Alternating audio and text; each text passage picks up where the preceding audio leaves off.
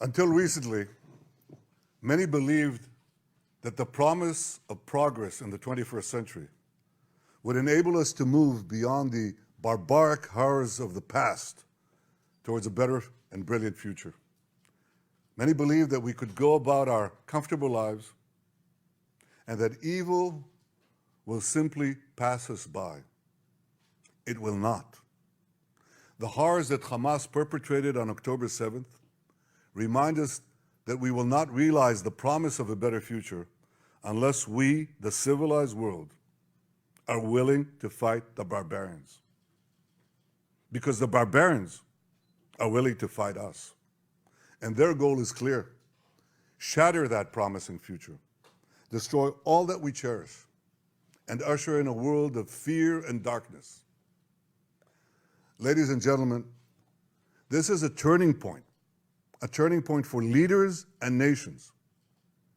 It is time for all of us to decide if we are willing to fight for a future of hope and promise, or surrender to tyranny and terror. Prime Minister Benjamin Netanyahu a few days ago said Israel would not agree to a ceasefire in Gaza, where it has continued heavy bombardment for 3 weeks, and quoted Bible that this is a time for war. Ladies and gentlemen, the Bible says that there is a time for peace and a time for war. This is a time for war, a war for our common future, Netanyahu said in English at a press briefing organized for foreign media. He said Israel would not agree to cessation of hostilities with Hamas after the horrific attack of October 7th, just as the US did not do so after the bombing of Pearl Harbor during World War II. Israel did not start this war. Israel did not want this war, but Israel will win this war, he said. In fighting Hamas and the Iranian axis of terror, Israel is fighting the enemies of civilization itself. Victory over these enemies begins with moral clarity. It begins with knowing the difference between good and evil, between right and wrong. It means making a moral distinction between the deliberate murder of the innocent and the unintentional casualties that accompany every legitimate war, even the most just war. It means holding Hamas responsible for the double war crime it commits every day by deliberately targeting Israeli civilians while deliberately using Palestinian civilians as human shields. It means making clear that the use of human shields is not only an immoral tactic of terror, but also an ineffective one. Because as long as Hamas's use of Palestinian human shields result in the international community blaming Israel, Hamas will continue to use it as a tool of terror, and so will others.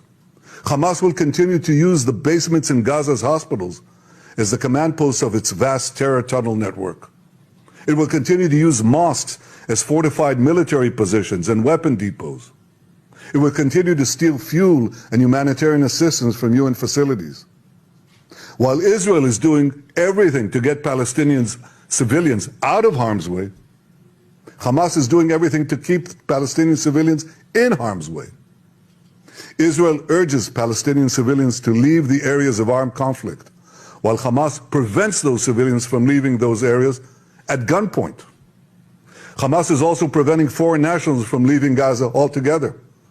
And most despicably, Hamas is holding over 200 Israeli hostages, including 33 children, holding them, terrorizing them, keeping them as hostages. Every civilized nation should stand with Israel in demanding that these hostages be freed immediately and freed unconditionally. I want to make clear Israel's position regarding a ceasefire. Just as the United States would not agree to a ceasefire after the bombing of Pearl Harbor or after the terrorist attack of 9/11, Israel will not agree to a cessation of hostilities with Hamas after the horrific attacks of October 7th. Calls for a ceasefire are calls for Israel to surrender to Hamas, to surrender to terrorism, to surrender to barbarism. That will not happen. Ladies and gentlemen, the Bible says that there is a time for peace and a time for war.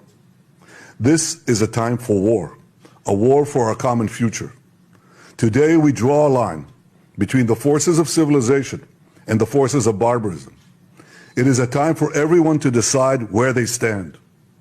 Israel will stand against the forces of barbarism until victory. I hope and pray that civilized nations everywhere will back this fight. Because Israel's fight is your fight.